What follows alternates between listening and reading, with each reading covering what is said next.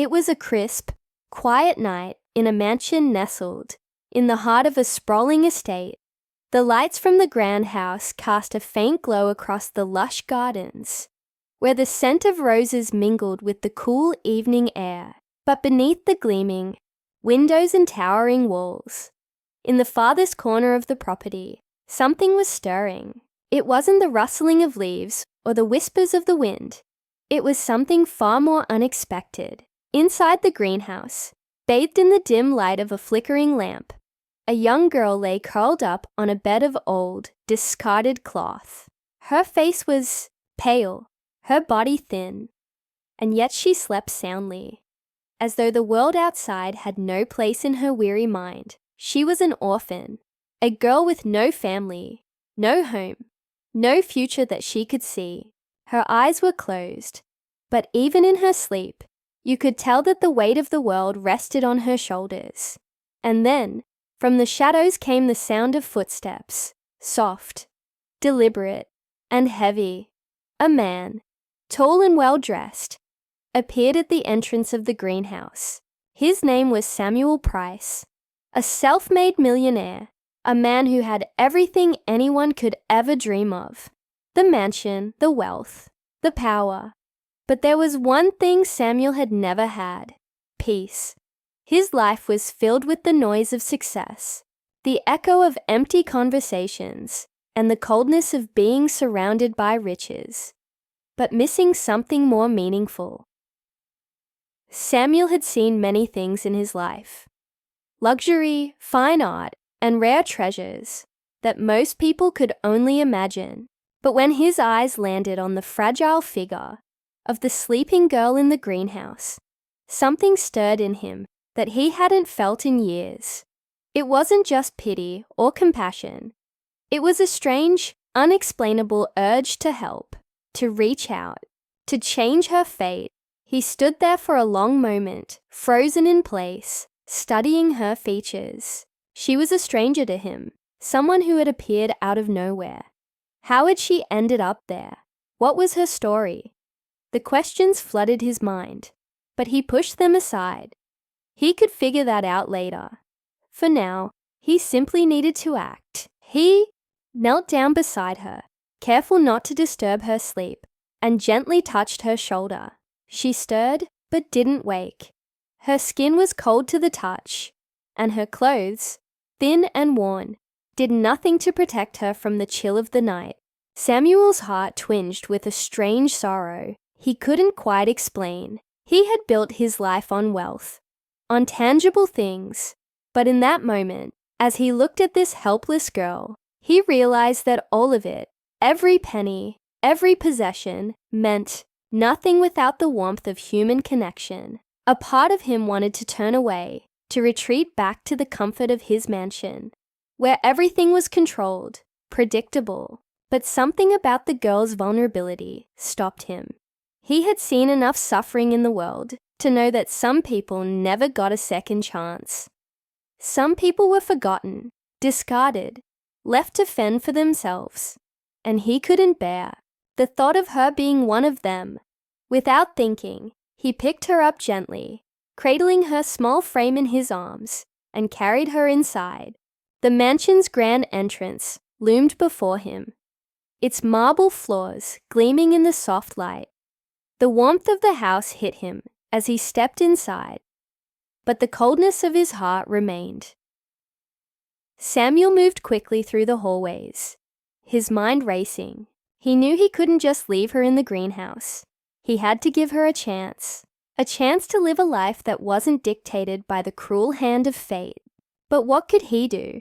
He wasn't a social worker. He wasn't a guardian. He was just a man who had stumbled upon a girl who seemed to have nothing. And yet, in some strange way, he felt like he had found something in her that he had been searching for his whole life. As he made his way to the guest room, he couldn't shake the feeling that this moment, this decision, was going to change everything. But he didn't know how. He didn't know what the future would hold for either of them. All he knew was that he couldn't turn his back on her. He laid her down gently on the bed, Pulling the covers over her frail body, she stirred slightly, but remained asleep, unaware of the man who had just altered the course of her life. Samuel stood there for a moment, watching her, his mind filled with 1,000 thoughts and questions. What would happen when she woke up? Would she trust him? Would she be angry?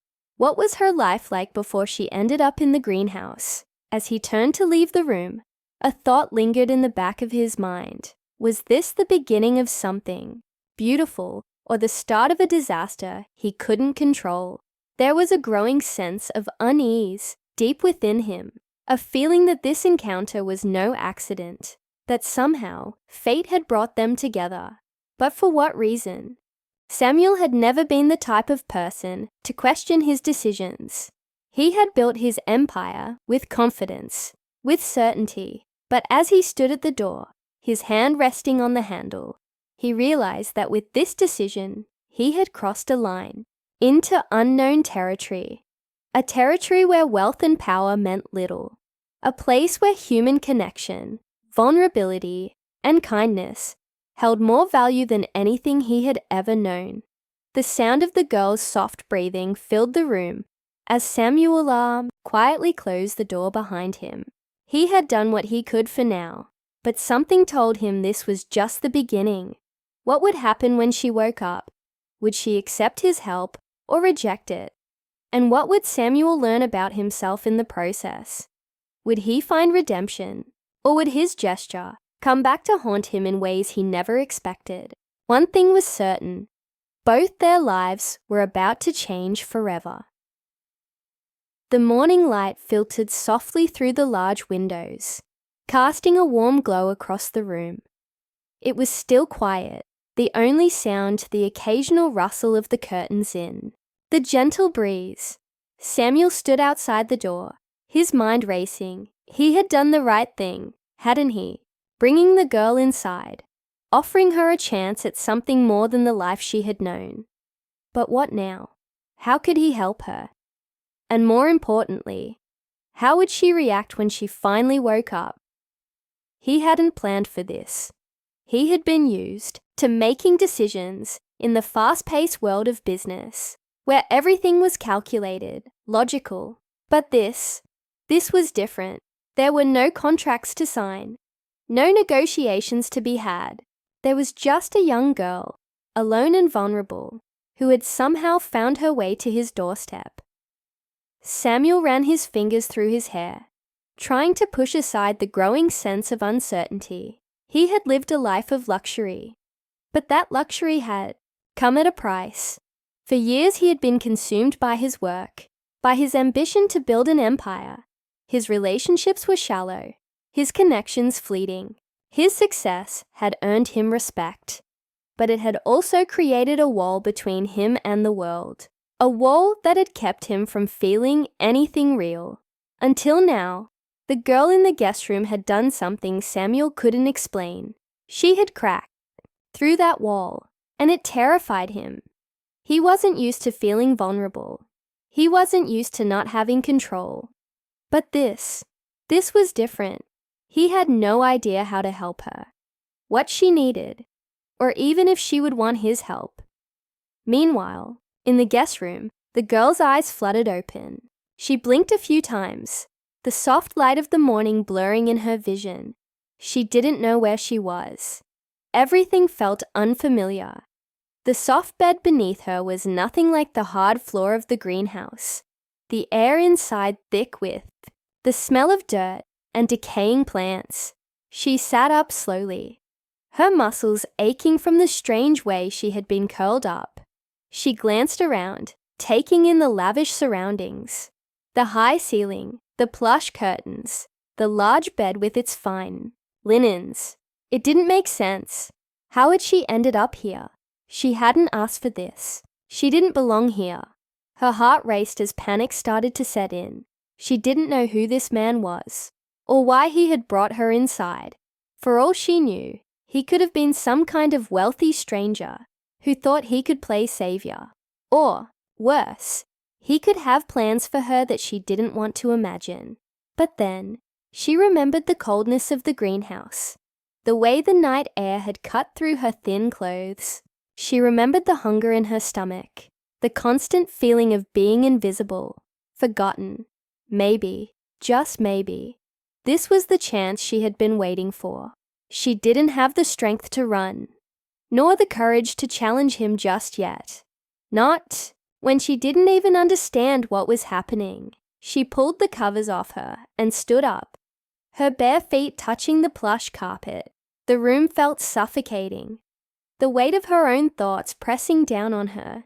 She needed to know what was going on to find out why she was here, but she also couldn't deny the pull of curiosity, the tiny thread of hope that something better was waiting for her outside of the world she had known. Downstairs, Samuel paced the floor of the mansion's library, his thoughts a tangled mess. He had spent hours trying to figure out the right course of action, but nothing felt certain. Should he offer her a place to stay permanently? What if she didn't want it? What if she didn't trust him? After all, he had no idea who she was. She could have been running from something dangerous. She could have a past full of secrets that would come crashing into his life in a way he wasn't prepared for. His thoughts were interrupted by a soft knock on the door. He froze. It was her. "Come in," he called, his voice a little shakier than he intended. The door creaked open, and there she stood, the girl. She looked even more fragile in the daylight, her wide eyes darting around the room, as if searching for a way out. Samuel took a deep breath, trying to steady himself. "Are you all right?" he asked gently. His voice was careful, almost tentative. He wasn't sure how to approach her, how to make her feel safe. She didn't answer at first. She just stood there, her arms wrapped around herself, as though she were trying to shield her fragile form from the world. I don't understand. Why am I here?" Her voice was soft, but there was a sharpness in it, an edge of suspicion. Samuel hesitated for a moment. How could he explain this? How could he explain that he had taken her in because something in him had changed the moment he saw her, that he couldn't bear the thought of her being alone and cold outside while he sat in his mansion, surrounded by things that didn't matter? "I saw you in the greenhouse," he said finally, "and I couldn't just leave you there. You looked like you needed help." The girl's eyes narrowed, and for a moment, Samuel thought she might turn around and run, but she didn't. Instead, she looked him over, her gaze sharp, as though trying to figure out if he was telling the truth. "Help?" she repeated. "You think I need your help?" Samuel's stomach tightened. He hadn't expected her to be so wary, so defensive. He understood. She had every right to be. He was a stranger to her after all. "Yes," he said, his voice firm. "I think you deserve better than what you've been through, and I want to help." For a long moment, they simply stared at each other, the tension thick in the room. Neither of them moved. Neither of them knew what to say next. Finally, the girl spoke, her voice quieter now. "I don't know who you are, or what you want from me, but I'm not some charity case. I don't need you to pity me." Samuel's heart sank. She was right. What he had done could easily be seen as an act of charity, an attempt to rescue someone who didn't need rescuing. But he couldn't shake the feeling that there was something deeper here, something he couldn't yet understand. The silence hung in the air, heavy and thick. Neither of them knew what would come next, but something was shifting between them, a tension that could either push them further apart or bring them closer together. Samuel took a slow step forward, his voice softening. "I'm not here to pity you.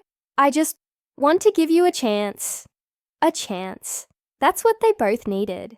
But would it be enough to break through the walls they had built around themselves? The air was thick with uncertainty.